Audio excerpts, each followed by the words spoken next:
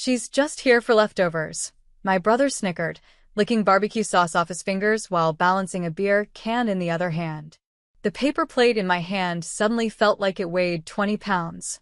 Before we begin, drop a comment and tell us what would you do in this situation? Be honest, tell me in the comments below. We read every comment. Let's begin. Everyone at the table laughed, my cousins, my uncle, even Aunt Joanne, who always pretended to be neutral. The laughter wasn't loud. It wasn't even cruel. But it was sharp, cutting in that way only family can manage. I stood there on the edge of the backyard, sweat clinging to my neck under the sweltering Alabama sun, clutching a plate of ribs I hadn't even asked for. I wasn't hungry. I had no appetite, not for food, not for fake small talk, not for this brand of casual humiliation wrapped in Southern hospitality. Uncle Gary piped up, grinning like a worn-out politician. Still working that diner job, Reese? He didn't wait for an answer.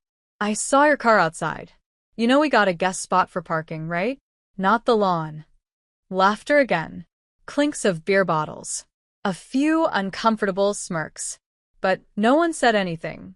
Not even Mom. She just kept stirring the macaroni salad. I swallowed the sting in my throat and glanced at my sister-in-law, Camilla, who was dressed like it was the Met Gala instead of a barbecue. She didn't laugh. But she didn't stop it either. Her gaze slid away from mine like I was invisible. Or worse, pitiful. Guess we should have grilled extra for the working class, Brian added with a wink. That one stung. I was the only one who wasn't married, didn't have a mortgage, and hadn't gone corporate. I still rented a room behind a gas station and worked 6 days a week at Jody's Diner off Route 18. They all knew it, and they never let me forget. But I stayed quiet, because I didn't come for them. I didn't come for food. I came to deliver a promise. And right then, just as I turned to set my untouched plate down and make an early exit, the sound of screeching tires cut through the backyard chatter. Everyone turned. At the front curb, just beyond the wrought iron fence, a sleek black limousine pulled up like it had taken a wrong turn on its way to Hollywood. It gleamed under the sun like a moving mirror. The doors didn't open immediately. I heard Camilla mutter, "Did someone die?" Brian stood, beer still in hand, squinting toward the street. What the hell? The driver in a fitted black suit stepped out, walked around, and opened the rear door. Then a figure stepped out. Tall. Charcoal gray suit. Expensive sunglasses. He moved like someone who owned the ground beneath his shoes. Every head turned, every laugh died, and the air turned electric. And then he looked straight at me, only me, and smiled. And in a low, commanding voice that rolled across the backyard like thunder, he said, "You forgot to invite the host." Silence. No one breathed. Brian's face paled. Mom dropped the spoon into the salad bowl. Gary choked on his drink. And I simply stepped forward, dropped my plate to the ground, and said, loud enough for every single person to hear, "Hi, Ethan." "You made it." And just like that, their laughter died for good. The silence after Ethan's arrival wasn't awkward. It was electric.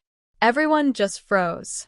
You could hear the cicadas buzzing in the distance and the click of Ethan's polished shoes as he walked across the gravel path like he owned the place. Because technically he did. Uncle Gary blinked first, clearing his throat. Sorry, what do you mean, host?" Ethan stopped in front of the table, pulling off his sunglasses with a deliberate calm. His eyes scanned the crowd, bored, amused, dangerous. The way men look when they're holding a secret they can't wait to unload. "Is this not the Simmons family annual barbecue?" he asked, looking around. "Because I'm pretty sure this backyard was paid for, along with the mortgage, the fence, the grill, and about half the cars parked on the lawn by me." Mom gripped the edge of the table. "I don't understand." I stepped beside him, for the first time in years not feeling like an outsider in my own family. "Everyone meet Ethan Carrington," I said. "My business partner." And then, because I wanted to feel the shock hit them like a truck, I added, "and the co-owner of Carrington Simmons Property Group." Brian looked like he'd been punched in the gut. "Wait, what?" Camilla blinked fast, visibly recalculating everything she knew about me. Uncle Gary, never one to be outdone, forced a laugh. "That's a good one. You Owning part of a real estate empire? Come on, Reese. You still smell like French fries. Ethan's face didn't twitch. He turned to Gary and said with the politeness of a cobra, "Actually, Mr. Simmons, we just closed a $48 million commercial deal. Reese here did all the fieldwork. Negotiations, permits, contractor auditing. She's impressive." His tone sent a shiver down the table. But he wasn't done. "And since this home, your home, is part of our shared investment portfolio," Ethan added, slipping something from his inner pocket, "you may want to read the new contract terms." He tossed the envelope on the table. Brian picked it up, opened it, hands shaking, and his lips moved as he read. Mom finally found her voice. "Why would you help her? She's a waitress." I turned to her slowly, my voice even. "Because while you all were laughing at me, I was working double shifts to pay for night classes. Then Ethan came into Jody's for a coffee 3 years ago. I noticed he left behind a folder. I ran after him, returned it. He hired me as his assistant a week later. Said I was the only one that noticed he dropped it." Ethan nodded. "One of the best hires I've ever made." Camilla stood up, flustered. "So you're rich now?" I looked at her. No. "I'm respected. That's better." The guests who'd once laughed were now quiet, some shifting uncomfortably, others staring at their plates. The same people who whispered behind my back were now calculating how fast they could befriend me again. But I wasn't there for revenge. I was there to take back my power. Camilla's question, "So you're rich now?" hung in the air like the smell of overcooked meat. But I didn't answer it again. I didn't need to. I could see it in their faces. They weren't asking out of curiosity. They were asking out of fear. Brian's grip on the contract shook ever so slightly, his mouth half open like a fish gasping for air. His perfect family man confidence was unraveling by the second. He looked over at Mom for backup, but she was still frozen, her mind trying to race through years of insults and assumptions that now felt horribly out of date. Uncle Gary, never known for subtlety, suddenly barked out, "Hold on just a damn second. You're telling me this whole thing," he waved his hand at Ethan, the limo, the envelope, "isn't some kind of publicity stunt or scam?" Ethan turned his head slightly and arched an eyebrow. "You think I drive around in a Rolls-Royce, wear a $6,000 watch, and walk into your backyard in 98-degree heat for a prank?" Gary stammered. "I didn't say." "You didn't have to." I cut in. My voice was calm, but it had that edge. The one I had learned to use at city planning meetings when contractors tried to talk over me. "You all already decided who I was years ago. The loser. The waitress. The girl who couldn't get a degree, couldn't keep a man, couldn't do anything right." I paused, then looked directly at Brian. "You used to tell me I was the family stain. Remember that?" Brian flinched like I'd slapped him. "Reese, come on. I was just kidding back then." "No," I snapped, my voice rising just enough to silence the whispers. "You were never kidding. None of you were. You all laughed every time I showed up late because my manager wouldn't let me off early. You made me sit at the kids' table when I was 27. You made comments about my clothes, my hair, even the kind of food I brought to potlucks. Like I was less." Camilla cleared her throat, trying to shift the tone. "We didn't know you were so serious about your career." "My career?" I laughed bitterly. "Camilla, you asked me last year if I was still folding napkins. Even Mom had the grace to look down." Ethan took a step closer to me, his presence grounding me like steel. "Reese doesn't just have a career. She's one of the most detailed, driven partners I've ever worked with. She negotiates like a shark and works like her life depends on it. She's helped restructure 3 major housing projects in the state. You don't even know what you have in her." Brian tried to stand taller. "You didn't have to embarrass us, Reese." That got me. "Embarrass you?"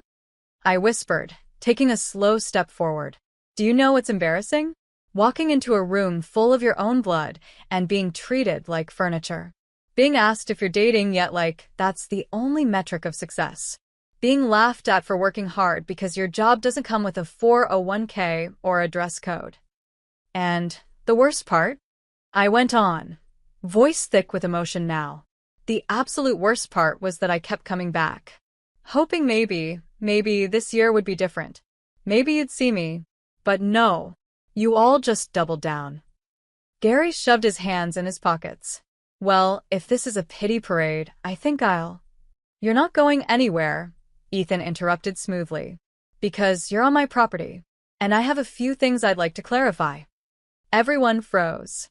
You see, he continued, this house? The deed now belongs to me and Reese. Which means legally, she owns the very land you're standing on. Gasps rippled through the backyard like a gust of wind. And as of this week, Ethan added with a faint smile, your mortgage has been paid off, not by you, not by the bank, but by us. Which means... He looked at me. I smiled coldly. Which means you're welcome to finish your barbecue. But starting tomorrow, we'll be reviewing occupancy terms. Brian's beer slipped from his hand and hit the grass with a soft thud. Mom looked like she couldn't breathe. Camilla was blinking hard, likely trying not to cry. And for once, I didn't feel ashamed. I felt free. Powerful. Scene. The rest of the backyard, once bursting with arrogant laughter and the pop of beer cans, now sounded eerily quiet, except for the low hum of the limousine engine still purring in the driveway like a silent threat. The silence wasn't peaceful. It was uneasy. Everyone stood frozen. The same people who had mocked my job title, my appearance, my quietness, were now realizing they had no idea who I'd become. Camilla suddenly stepped forward, her voice syrupy sweet and shaking with manufactured warmth. Reese, honey, I had no idea you were doing so well. You should have said something sooner. I mean, we're family. I tilted my head, smiling just enough to make her squirm. That's funny. Because last Thanksgiving you called me a walking cautionary tale and said I lowered the family aesthetic by wearing thrift store jeans. Her cheeks flushed deep red. That was just banter. No, I said calmly. That was cruelty. You just dressed it up like a joke. And then I turned to my mom. She still hadn't said a word. Still hadn't stood up for me. Do you know how many times I wanted to tell you, Mom? I asked, the emotion pushing against my ribs. When I got promoted. When I bought my first stake in the company. When I negotiated my first six-figure deal. I wanted to call you. I did. But I knew what you'd say. Her eyes glistened, and for a moment, her lips parted like she might finally offer something, an apology, a sliver of warmth, anything. Instead, she whispered, you should have told us anyway. And just like that, I knew we weren't the same. Not anymore. You didn't want to know, I said quietly. You wanted me small, manageable, familiar. But I outgrew that version of me. And now you don't recognize who I am. Ethan reached over, resting a hand lightly on my shoulder. It grounded me. I turned back to the rest of them. You made me feel like I was background noise at every gathering, I said.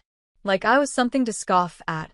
I worked 60-hour weeks, paid my own way through every class, fought through nights where I had to choose between dinner and gas money.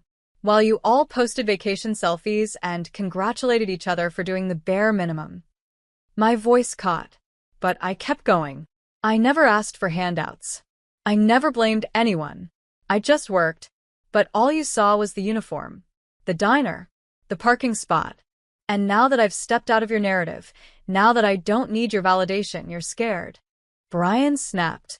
We're not scared of you, Reese. Don't flatter yourself. Ethan's hand dropped from my shoulder, and he stepped forward calmly. That's funny, he said, because I've been around billionaires, senators, and CEOs, and none of them stutter when reading a housing contract. Brian's mouth opened, then closed. Mom sat down. Camilla looked ready to scream, but didn't dare. Then came the question I expected. Uncle Gary's wife, Aunt Liz, who'd stayed quiet this whole time, finally cleared her throat and asked the one thing they were all dying to know. Why'd you come today, Reese? What did you want from us? I looked at her, then at every face in that backyard, and I said slowly, I wanted you to see me. Just once. I didn't need your praise.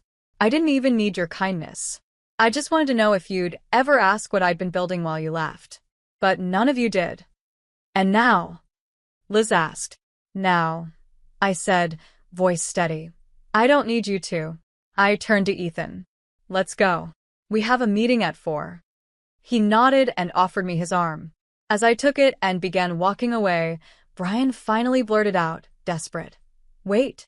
So, what, you're just gonna walk off? After all this? I didn't even turn around. But my voice cut through the air one last time. I didn't come to take revenge. I came to deliver a message. What message? Camilla snapped. I smiled. I was never the disappointment. You just lacked the vision to see me. Then I stepped into the limousine, closed the door, and let the engine roar to life behind me. The limousine pulled away slowly, gravel crunching under the tires as I stared out the tinted window. The backyard grew smaller in the distance, along with the people I once twisted myself to please. They all just stood there, like ghosts at a funeral. Only this time, it wasn't me they were mourning. It was the version of me they could mock. Ethan sat beside me, silent for a while, giving me space. I finally spoke. You think I was too harsh? He looked over. No. You were honest. And that's something they're not used to, especially coming from you. I nodded, folding my hands in my lap. The silence in the car was thick, but not uncomfortable. Just heavy with the weight of years, memories, slights, and things never said. I didn't plan to humiliate them, I said. I know, Ethan replied gently. You planned to free yourself. And you did. I exhaled, a long breath I felt like I'd been holding for the past decade. The meeting that afternoon went well. I sat across a marble boardroom table, pitching a development plan for an eco-housing community in a neighborhood that looked a lot like the one I grew up in. The partners listened when I spoke. They respected me, because they didn't see the diner uniform or the family bias. They saw the work. They saw me.